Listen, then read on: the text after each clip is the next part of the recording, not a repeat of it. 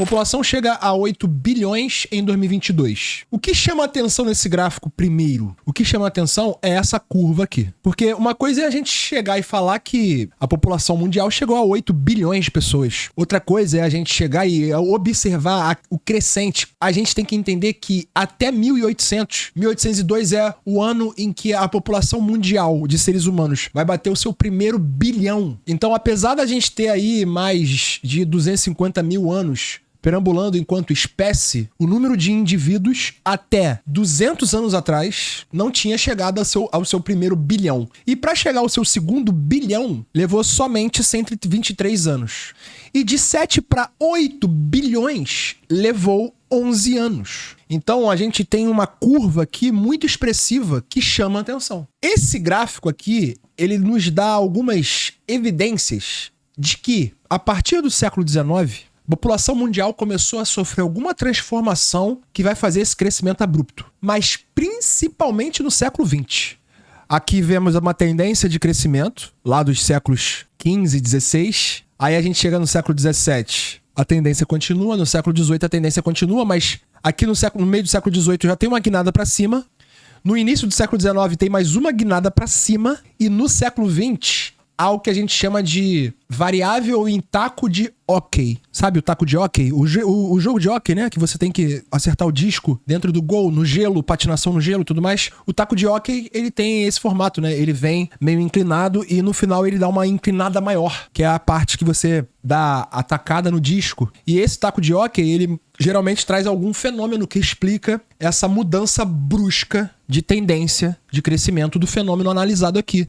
O que começou a acontecer aqui que mudou o padrão de comportamento da população mundial, que fez ela crescer assim, ó, porque foi isso. A gente tem 8 bilhões de pessoas agora, mas poderia ter sido um outro padrão de crescimento. E aí a gente chegou a 8 bilhões de pessoas, porque lá há 10 mil anos a gente chegou a 1 bilhão, aí há 5 mil anos a gente chegou a 3 bilhões, e aí veio crescendo. Mesmo assim seria um crescimento diferenciado, porque a gente tem 300 mil. Só que esse crescimento aí, isso daqui é um fenômeno. Tem que ser falado, tem que ser explicado. Porque a população cresceu, aí a gente tá falando do quesito quantitativo, só que como? Agora vamos falar do quesito qualitativo. Onde é que estão essas pessoas? Será que cresceram juntos? Bolsões de pobreza mundo afora, com essas superpopulações empilhadas? E o que catalisou esse crescimento populacional nesse contexto histórico aqui? O que tá acontecendo no mundo que vai fazer com que aconteça esse taco de hóquei? Alguém que tá assistindo tem alguma noção, meu irmão? Tem a ver com o que o Everton falou, com o que o Tonza falou, que é a Revolução Industrial. Na verdade, a primeira Revolução Industrial é datada de meados do século XVIII. Então aqui, ó, entre 1700 e 1800, a gente tem as fábricas, as indústrias na Inglaterra tomando lugar como principal atividade da economia inglesa, e isso vai fazer com que a indústria que está surgindo no meio urbano, o que a gente conhece como cidade, já existia. Cidades são, né, seculares. Aglomerações de construções, lugares onde os fixos e os fluxos são mais intensos, são mais conectados. Então, essas regiões já existiam. Só que não era onde as pessoas majoritariamente moravam. Onde as pessoas moravam majoritariamente. A população humana sempre foi rural. Na verdade,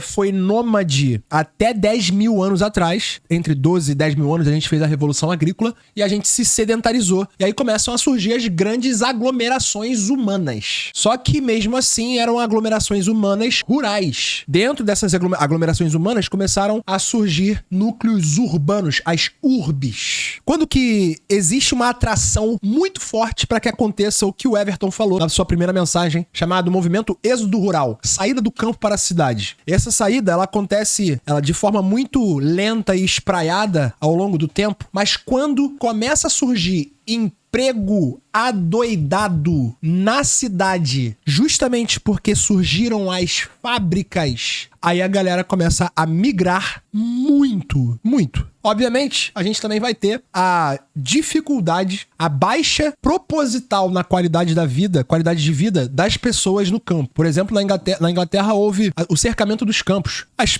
burguesias começaram a cercar as florestas comunais e dizer que era delas. E aí, no final das contas, os camponeses que sempre pegavam seus suprimentos e mantimentos dessa floresta começaram a, de um dia pro outro, praticar furto. Porque surge aí, né, a ideia de propriedade privada dos meios de produção e a burguesia começa a cercar as florestas comunais, obrigando as pessoas a migrarem para os centros urbanos para trabalharem nas suas indústrias, nas suas fábricas. Inclusive com o discurso de que agora sim eles eram trabalhadores livres, porque eles podem agora escolher aonde vão trabalhar. Eles podem escolher onde vão trabalhar, eles não podem escolher não trabalhar, né? Não sei que liberdade é essa. Quando a gente chega aqui no século XIX, é quando de fato essa ideia de indústria, fábrica e centros urbanos, o modelo de vida urbano-industrial começa a se espalhar pela Europa e no final do século XIX começa a se espalhar para fora da Europa. Como, por exemplo, a gente tem os processos de industrialização dos Estados Unidos, do Japão, no final do século XIX. Então, esse modelo de desenvolvimento, quando a gente fala, uma região é desenvolvida, uma região é subdesenvolvida, é em desenvolvimento, a gente está falando do desenvolvimento industrial capitalista, baseado no capitalismo industrial e depois, no final do século XIX, adicionando o capitalismo financeiro monopolista, que não é assunto para essa live. Só que a gente está falando de uma forma de desenvolvimento específica, não a única que existe e não é natural, extremamente histórica e social. Então, quando a gente fala de revolução industrial, de êxodo rural e saída de milhões e milhões de trabalhadores do campo para virarem operários na cidade, a gente vai estar falando de uma ruptura muito grande no padrão de vida humano. O padrão de vida humano passou a ser urbano-industrial. O ser humano passou a viver mais nos centros urbanos há pouquíssimo tempo. Não precisa ser de um grande centro urbano, porque quando faz o recorte do grande centro urbano, aí fica mais recente ainda. Mas vamos falar de centros urbanos, de países onde as populações vivem mais nos centros urbanos do que nos meios rurais. Ou seja, países urbanizados, como é o caso do Brasil, como é o caso de grande parte das populações, grande parte dos países do mundo.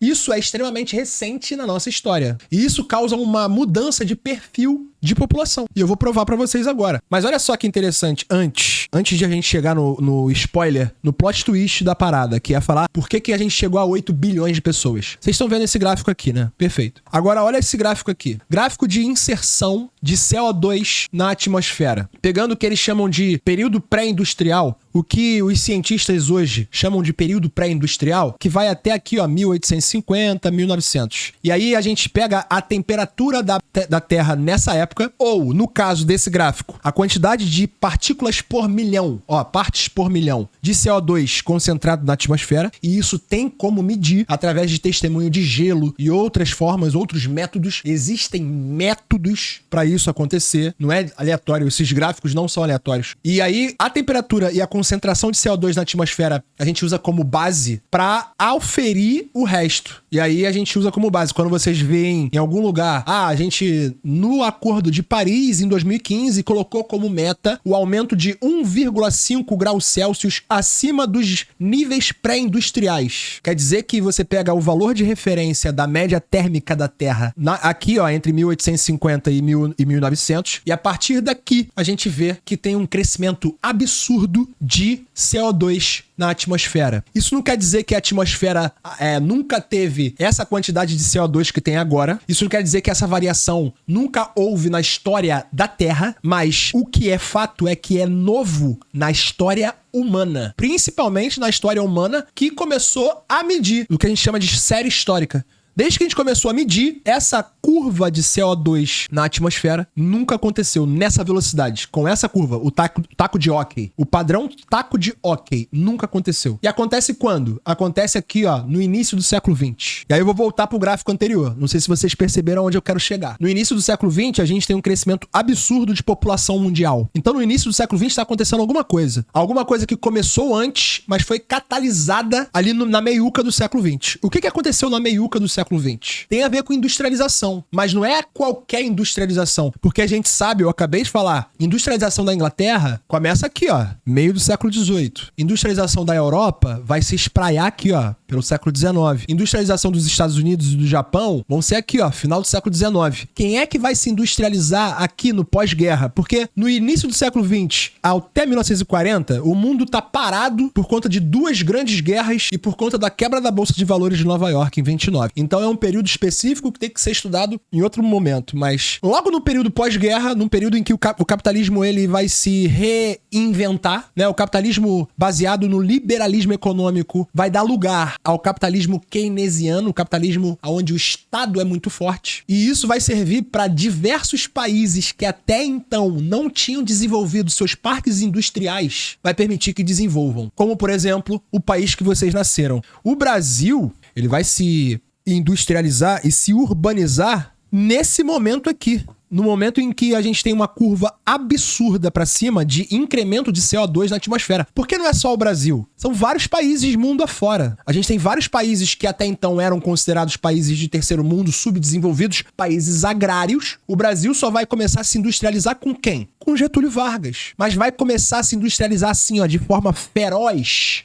com todas as potencialidades da industrialização capitalista, com quem? Com o JK, a partir de 1956. É justamente aqui, ó. JK, e aí tem o milagre econômico da ditadura militar. Até a década de 70, o Brasil... E eu vou mostrar isso pra vocês agora, vou voltar aqui. Esse próximo gráfico aqui ele é interessante porque ele mostra a participação da indústria brasileira no PIB do país. O PIB do país, ele não leva só em consideração a indústria. A indústria é um dos 3 setores da economia. Vamos relembrar? Setor primário. Setor primário tem a ver com matéria-prima, é o primeiro que surgiu. Aí a gente está falando de agricultura, pecuária e os extrativismos. O segundo setor da economia é a indústria e o terceiro setor é onde o produto que foi transformado na indústria, a indústria pega a matéria-prima que foi desenvolvida no primeiro setor, transforma ela em bem de consumo, e aí o terceiro setor é o comércio, onde esse produto vai ser vendido. E a prestação de serviço, onde você vende uma coisa que não é um produto de fato, mas é um serviço, uma ideia. Como, por exemplo, eu sou professor, eu não vendo um produto específico, eu vendo meu conhecimento e ganho dinheiro através disso. Então eu sou um trabalhador do setor terciário. Quando a gente olha para a tendência da participação de indústria secundário no PIB brasileiro, da década de 40 até agora, 2017, a gente vê um aumento e uma diminuição. Porque o Brasil passa por um processo de industrialização, só que esse processo de industrialização ele é incompleto.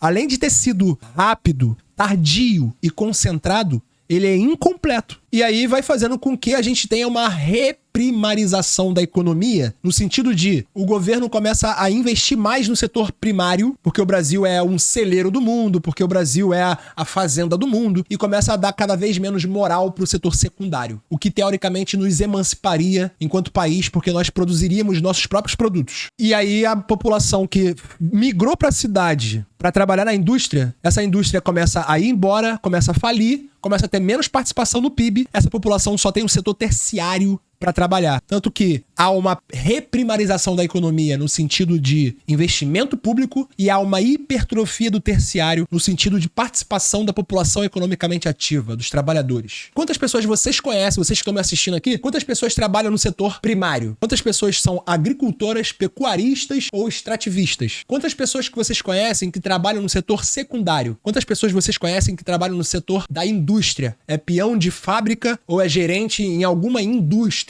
E quantas pessoas que vocês conhecem que vende alguma coisa, vende algum serviço ou algum produto?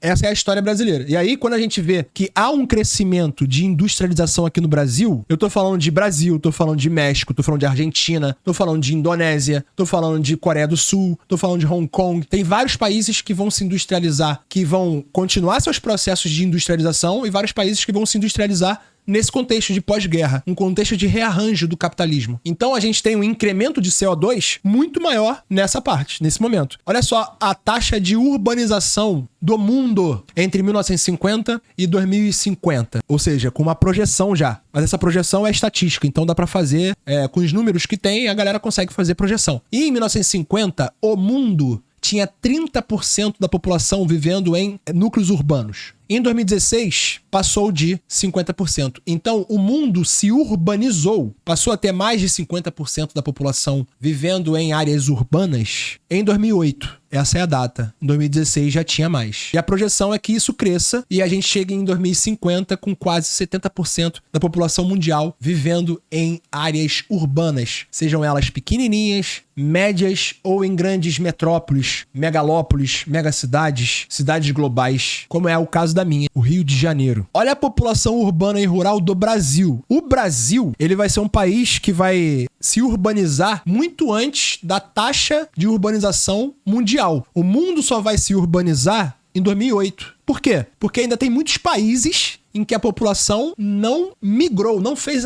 o êxodo rural. Por quê? Porque esses países não se industrializaram ao ponto das indústrias que surgiram nas cidades atraírem as pessoas para essas cidades, como os países da África, que estão passando por isso agora. Estão se industrializando agora e aí isso está causando os problemas que já causaram aqui na América Latina, no Sudeste Asiático, onde nós temos um processo de urbanização muito diferente do processo de urbanização da Europa, por exemplo. Porque vocês entenderam que o processo de industrialização, ele é um catalisador do processo de urbanização, né? Porque surgem as indústrias, surge a oferta de emprego, as pessoas começam a migrar por conta de oferta de trabalho e as cidades começam a inchar. Agora, como é que vocês acham que aconteceu esse processo na Europa? Como é que vocês acham que aconteceu esse processo aqui no Brasil? Foi igual? A gente tá falando de centro do capitalismo e periferia do capitalismo. O capitalismo, ele materializou as grandes cidades europeias e sul-americanas, latino-americanas, pegando o México, de forma igual. São os mesmos problemas, os mesmos níveis de problemas urbanos que as cidades do centro do capitalismo e da periferia do capitalismo têm hoje em dia, como consequência de seus processos de urbanização. Porque o Brasil, ele vai se urbanizar lá na década de 60. Ao longo da década de 60, o Brasil passa a ter mais pessoas morando em áreas urbanas em detrimento de pessoas morando em área rural. Então, quando a gente fala de Brasil, a gente está falando de uma urbanização que foi rápida, concentrada, porque se a industrialização foi concentrada, a urbanização vai ser concentrada. Aonde? No eixo Rio-São Paulo. E mal planejada. As cidades foram crescendo a esmo, de puxadinho em puxadinho, sem planejamento nenhum. Vocês acham que os problemas urbanos que as grandes metrópoles brasileiras, as cidades médias brasileiras e principalmente Rio de Janeiro e São Paulo têm hoje são consequências do quê? Vocês estão entendendo que tudo isso tem como pano de fundo o modo de produção capitalista e principalmente a fase capitalista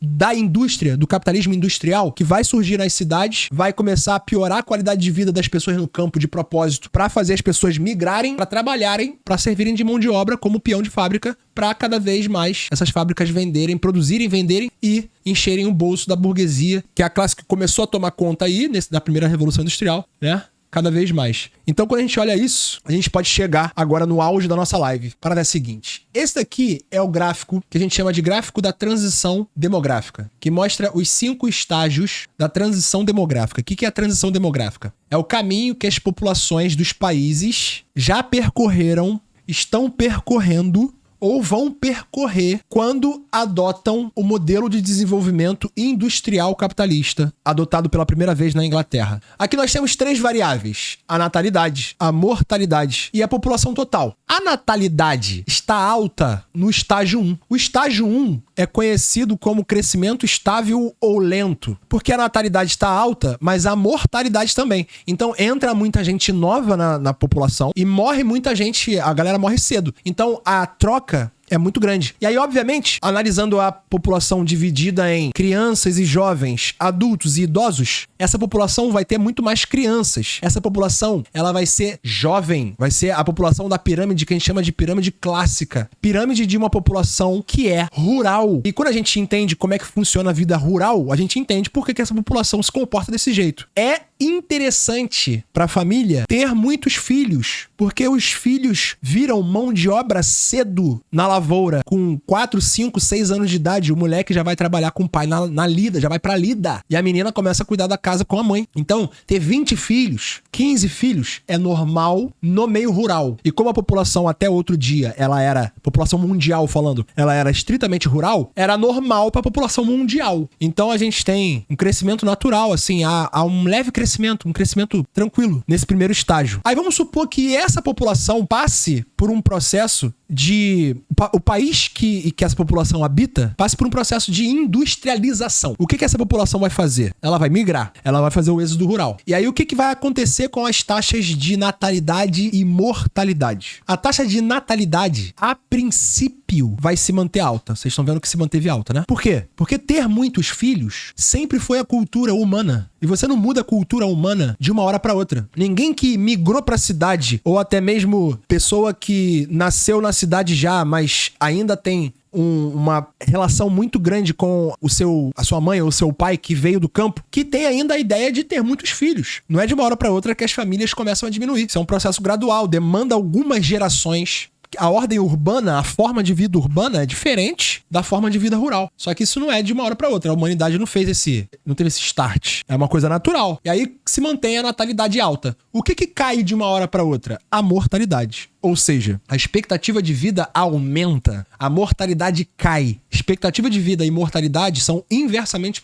proporcionais. Então, quando a mortalidade cai, porque a galera começa a ter acesso a algumas coisas, aí sim, de um dia pro outro, que não tinha antes. Por exemplo, água encanada, por exemplo, acesso à informação. Porque a vida na cidade ela é muito mais dinâmica, ter acesso a conhecimento mesmo. Isso salva a vida. A galera no meio urbano morria cedo. No meio rural, desculpa, morria cedo. A galera no meio urbano, ela começa a não morrer mais tão cedo assim. E aí as duas taxas começam a se separar. E quando tem essa separação, aí entra no estágio 2. Taxa de natalidade continua alta e a taxa de mortalidade, que é da rápida. E aí a gente tem um rápido crescimento. Essa fase aqui, esse estágio, é conhecido como estágio do boom demográfico. O boom demográfico é quando a população ela explode e começa a crescer em taxas que nunca tinha crescido antes. Não é que ela não crescia antes. Aqui a população cresce, mas é um crescimento lento ou estável. Mas é um crescimento, tipo assim, nasce mais gente do que morre, mas é uma diferença muito pequena. Aqui a diferença ficou grande. E a galera começou a não morrer, só que no outro lado continua entrando muita gente. Então a população, ó, boom. Qual foi a primeira população a passar por isso aqui? A população da Inglaterra. Quando? Quando a Inglaterra começou a se urbanizar. Vocês perceberam o link? Vocês perceberam o que a gente está associando aqui? Eu estou associando a industrialização capitalista e a urbanização, que aí agora vocês já sabem o porquê que eu estou dizendo que esse modo de vida baseado no urbano, ele é uma consequência do capitalismo. Não tô dizendo que cidade é um fenômeno, uma categoria do capitalismo, não é isso. Mas a gente basear a nossa vida, a população mundial tá toda concentrada praticamente. A população brasileira tá quase toda, mas a população mundial tá mais concentrada nos núcleos urbanos do que no mundo rural. Isso é coisa do capitalismo. E eu tô provando isso pra vocês aqui, com esses números. E o fato da população mundial ter se urbanizado fez com que nós chegássemos a 8 bilhões de pessoas hoje. Por quê? Porque vários países passaram pela transição demográfica, passaram por essa segunda fase aqui. O Brasil, por exemplo, passou no meio do século XX. É sempre no momento em que você se industrializa, depois você se urbaniza e aí sua população tem um boom demográfico. Todas as populações que passaram por isso tiveram esse crescimento populacional. Todas as populações que se urbanizaram tiveram esse momento de boom. A população cresceu pra caralho. Tanto que a Inglaterra passou por isso, era uma coisa sem precedentes na Inglaterra, e um cara ficou tão preocupado que ele ficou famoso com as suas teorias. O cara chamado Thomas Malthus, a teoria malthusiana, uma teoria populacional. O capitalismo industrializou, aí a qualidade dessa industrialização variou, urbanizou, aí a qualidade dessa urbanização variou e aumentou as populações. E aí vou voltar lá pro primeiro gráfico, que é a capa. Por que somos mais de 8 bilhões? O capitalismo impulsionou a superpopulação mundial atual. Por que nós tivemos essa guinada absurda de população mundial a partir do século XX? Por conta da industrialização, que catalisa a urbanização, que catalisa o boom demográfico por conta dessa primeira fase de uma população urbana, que é a segunda fase da transição demográfica. O que acontece com o passar do tempo com as populações urbanas? A galera começa a ter menos filhos. Por quê? Porque começa a ver que ter filho na cidade é só custo. Tu não tem uma lavoura pra levar teu filho pra trabalhar. É só custo. E aí a galera começa a diminuir e isso, obviamente, dependendo da época que você tá analisando, isso vai casar, vai ser no mesmo contexto histórico do desenvolvimento dos métodos contraceptivos, da inserção da mulher no mercado de trabalho. Por exemplo, o Brasil passou por isso. E aí hoje a gente tá com uma população... A gente tá saindo da fase 3, né? Que é a fase onde a população tá ainda com uma taxa alta de crescimento, mas tá começando a diminuir. E a gente tá chegando no estágio 4, que é uma baixa taxa de natalidade com uma baixa taxa de mortalidade. Ou seja, não entra quase mais ninguém de novo na população e a galera não morre. Vira um bando de Matusalém. E aí a gente tem uma população envelhecida. E aí começa problema na previdência, problema de aposentadoria, falta de mão de obra. Se você gostou desse vídeo, deixa o like e coloca aqui embaixo temas que eu posso trazer a partir da perspectiva geográfica. Tranquilo? Tranquilo? É nóis, galera.